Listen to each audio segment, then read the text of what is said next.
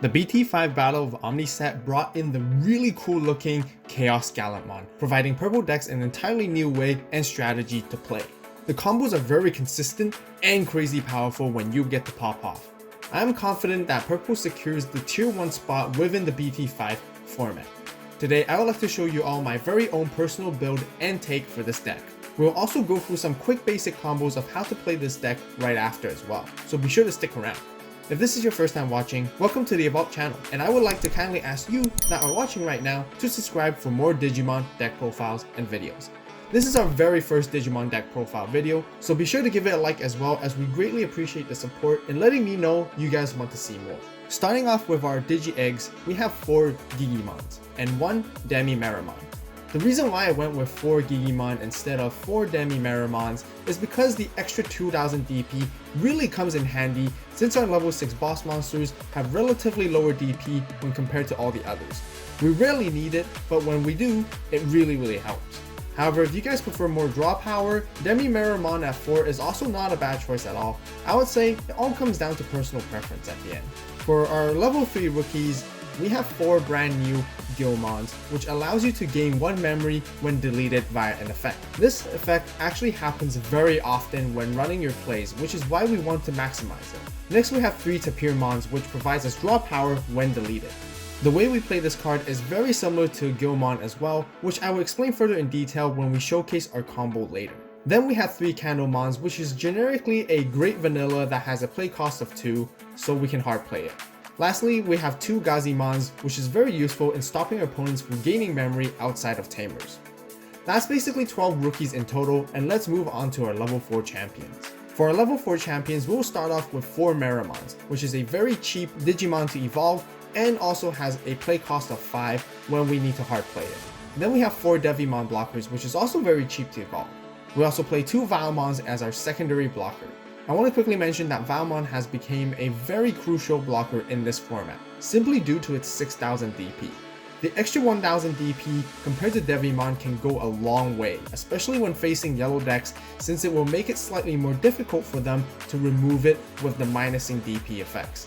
It is also really good against Nidhoggmon, which is green, and Shoutmon decks, which is red, since their effects remove Digimon that have 5000 DP or less. For our last level 4s, we play 2 other Devimons with Retaliation, which is very good for certain situations if we need to crash and delete a very troublesome Digimon from our opponent's battle area.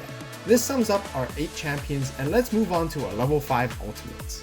For our level 5s, we play the 4 brand new Black War Groundmons. This has a main Digiburst 3 effect, and then you can play a level 3 purple Digimon from your trash without paying memory cost. However, on-play effects don't activate. It also has a really good inherent effect of when attacking, once per turn, you may delete one of your other Digimon to unsuspend this Digimon. We can use it to protect ourselves or go for a second attack right afterwards. This card is a very vital piece to our main combo, which we will explain in more detail later on when we get into it as well. Next we have 2 Skull Meramons, which are cheap to evolve and only has a hard play cost of 5 when we ever need to do it. Then we have 1 Chimeramon for level 5 or lower removal during on play. And then we have 1 Jokermon for level 3 revivability when deleted. That will be our 8 level 5s, and then let's get into our level 6 boss monsters. For our level 6 megas, we have 3 ChaosGallantmons, which is the all new boss monster of this deck. It has quite a saucy effect. When digivolving, you can delete one of your other Digimon to delete one of your opponent's Digimon that is level 5 or lower. Its second effect is also once per turn. During your turn, when your other Digimon is deleted, you can play a level 3 purple Digimon from your trash for free. And of course, no on-play effects activate. I will definitely be showing you guys what it can do after the deck profile as well. I personally feel 3 copies of this card is good enough, and I don't really want to run 4 of them. This is because I want to save some other slots for other tech choices when it comes to the level 6. Right here we have 2 Tactimon, which packs a bunch of effects. When attacking, you can apply one of the following effects. You can either gain 1 memory, or have this Digimon gain 2000 DP for the turn, or delete up to 3 of your opponent's level 3 Digimon, which basically counters Rookie Rush. The other part of this effect is if you have no other Digimon other than this one in the battle area, you get to activate all 3 effects instead. This is so versatile depending on what you want to go for during a specific situation. For our last tech mega, we have one Anubismon. This deck has a lot of reviving going on, meaning all the Digimon we play from the trash while this card is present gains Rush. There's so many times we're able to take the game with this effect alone, and I would like to play 2 copies of this. But unfortunately, space is kinda tight and we really don't have that much room to work with when building this deck. And that will be it for our level 6s. Now let's move on to our level 7s. For our level 7s, we play 3 Omnimon Zords. This card is absolutely insane. When Digivolving, you trash the top 3 cards of your deck, and then you can play 2 black or purple Digimon from your trash that has a play cost of 8 or less for free. This card provides so many options in going wide with your board. You can set up rookies to have them to be deleted and then extend your combos and effects for following turns, or you can rack up level 5s to set up for potential future level 6 plays, or you can even prepare more blockers for extra defense. Another thing to keep in mind is that on-play effects works as well, meaning that you could play Chimeramon along with another Digimon to use Chimeramon's effect. That's not all. It also has a when attacking effect where you can return a level 6 Digimon underneath it back to your hand and then delete one of your opponent's unsuspended Digimon that has a play cost of 12 or less.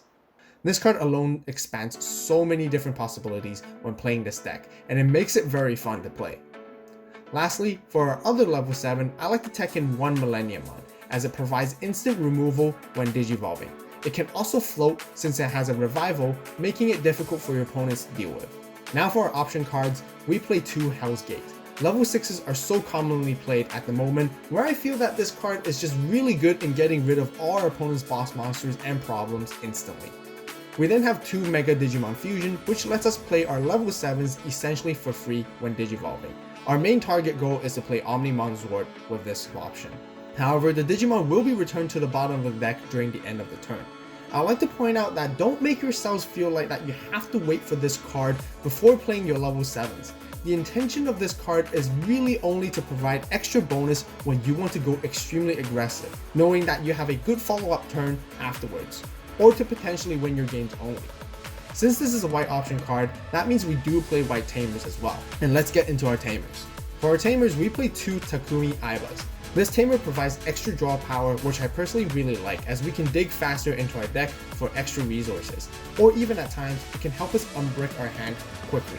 Also, it is a really good anti-rookie rush card overall, since all level 3 Digimon will have to pay 1 memory for an attack. We then have 1 Tai and Matt. Like I mentioned before, level 6 Digimon are very common and relatively easy to build up in this current format. Therefore, this Tamer becomes very helpful in giving us 2 extra memory at the start of a turn, as long as our opponent has a level 6 or higher Digimon. It also gives our Omnimon Zord extra security checks, which is nice to have. Last but not least, we have 1 Purple Mat, which lets us recover a purple card on play and helps us set our memory to 3 at the beginning of the turn. That rounds up for our entire deck, and let's quickly show you guys the common combos and strategies of this deck, which I've been waiting for. First off, you want to build off your raising area into Black War Groundmon.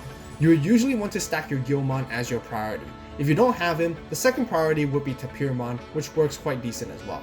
Then go for a 1 cost evolution to your level 4, which would either be Meramon or Devimon blocker, and then end with War Groundmon. I would usually suggest keeping your Black War Groundmon in your raising area until you know that you have your ChaosGallantmon on your hand or a level 6 play. Once you're ready to go with your ChaosGallantmon, bring Black War Groundmon up from your raising area into the battle area. Use its Digiburst effect to bring back Guilmon from the trash.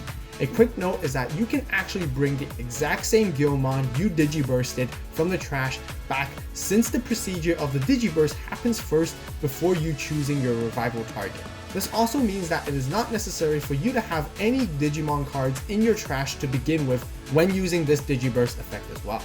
Now you will have a Black War Groundmon and Guilmon in your battle area. Next, this is when you Digivolve your Black War Groundmon into ChaosGallantmon, and then use its when Digivolving effect to trash your Guilmon to delete one of your opponent's level 5 or lower Digimon. And then Guilmon's effect will activate since it was trashed via an effect, which will then give you 1 memory. Now then use ChaosGallantmon's second effect to revive the exact same Guilmon you trashed, which results in this play being entirely free. Now let's say in the situation if your opponent doesn't have a level 5 for you to trash via ChaosGallantmon's first effect. In this situation, you don't use ChaosGallantmon's when Digivolving effect since it is optional. Instead, you attack with ChaosGallantmon and then use Black Wargroundmon's inherited effect to delete the Guilmon and unsuspend it, and then gain 1 memory with Guilmon's effect, and then lastly, revive it with ChaosGallantmon's second effect. You then basically rinse and repeat this turn after turn. Pretty juicy, I would say, right? On the other hand, if you had Tapirmon to begin with, you can be drawing cards instead of gaining memory, which is still extremely good. Now I want to talk about the Tactimon tip and combo in a situation where you don't have access to your ChaosGallantmon. You'll basically need the same setup with Black Wargroundmon just like before, Digiburst 3 to bring back the Guilmon or Tapirmon, and then Digivolve the Black Wargroundmon into your Tactimon. Now this time you don't get to delete anything, but you get to swing in with Tactimon. Use Black Wargroundmon's inherited effect to delete the Guilmon to gain 1 memory, or the Tapirmon to draw 1 card. At this moment, Tactimon is now considered to be your only Digimon on your battle area, meaning you can gain all 3 effects of Tactimon when attacking, which is quite insane. Of course, keep in mind that this effect and combo wouldn't work if you had another Digimon along with Tactimon when you resolve all these effects. So that wraps up for our 2 major combos of this deck. Overall, the purple ChaosGallantmon deck is so fun to play. This deck is built to be very versatile, to adapt into various situations. Purple has always been known for not having a very straightforward playstyle, but it offers a wide range of options and situational plays, which is one of the reasons why it has a relatively high learning curve and ceiling, especially when you're dabbling into it for the very first time. It definitely takes a lot of time and practice, but I still highly recommend you guys to try it out. What do you guys think about this deck? If you guys have any suggestions, be sure to share it with everyone in the comments down below. Also, let me know what other next Digimon deck profiles you'd like to see on the channel. That rounds up for our purple ChaosGallantmon deck profile for today. If you guys enjoyed the video, be sure to give it a like. Also, don't forget to subscribe and turn on that notification bell to stay tuned for more Digimon deck profiles. As always, thank you guys so much for watching. You guys have a great day, great night, wherever you are. And this is Vault, signing out.